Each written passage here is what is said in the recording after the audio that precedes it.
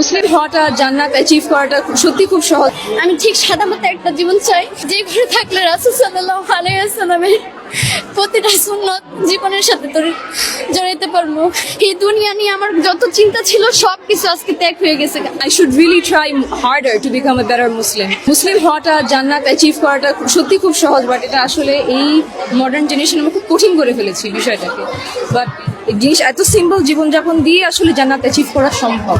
আমি যেটা এখানে আইসা রিয়েলাইজ করছি যে অন্তত আমি আমার যে নতুন জীবনটা শুরু হইব, এটা অন্তত আমি চাকচিক্যময় কোনো জিনিসপত্র আমার ঘরে রাখবো না। My father, Muhammad Iqbal, he really put all of his dedication and effort into it. কত সিম্পল জীবনযাপন করেছেন, আর আমরা কত ছোট জিনিসের পিছিয়ে জীবনে ছুটি।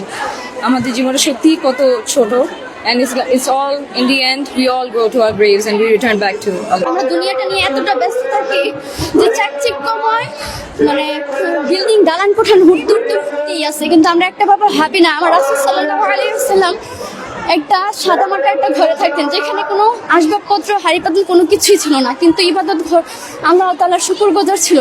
এটা দেখার পর আর মানে অন্তর থেকে শুধুমাত্র দুনিয়ার যে খায়েশাত এটা অন্তত মুছে গেছে। আমি ঠিক সাদামাটা একটা জীবন চাই, যেখানে যে ঘরে থাকলে রাসূল সাল্লাল্লাহু আলাইহি ওয়াসাল্লামের প্রতিটা সুন্নত জীবনের সাথে জড়াইতে পারবো।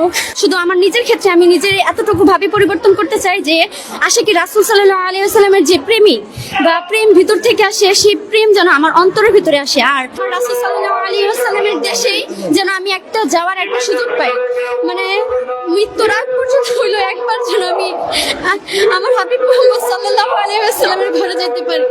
আমার আর কিচ্ছু চাওয়ার নাই। এই দুনিয়া নিয়ে আমার যত চিন্তা ছিল সবকিছু আজকে ত্যাগ হয়ে গেছে।